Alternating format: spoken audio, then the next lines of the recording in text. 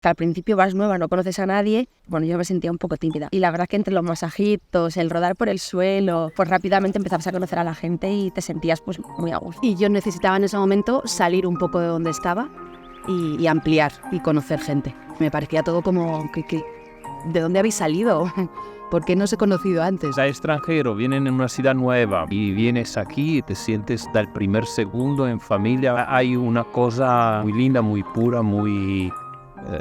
no de mente a mente, de corazón a corazón. He descubierto que aquí me lo estoy pasando mejor que estando de fiesta, porque al final estoy de fiesta, al día siguiente no me acuerdo ni de lo que he hecho. Al final es un sitio donde aprendes, pero aparte de aprender, descubres y sobre todo te lo pasas de puta madre. O sea, es que te estás todo el día riendo, o sea, sintiendo, Pues se crea un vínculo súper fuerte y conoces a personas bellas que conectan, como que hay muchas dinámicas que te hacen conectarte con las demás. O sea, a mí solo me dijeron que me iba a sentar bien.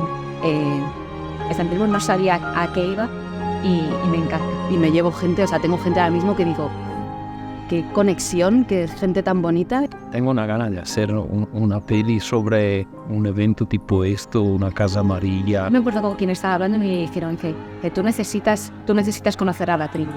Y yo dije, ¿de qué me estás hablando? Y me hablaron de la Casa Amarilla,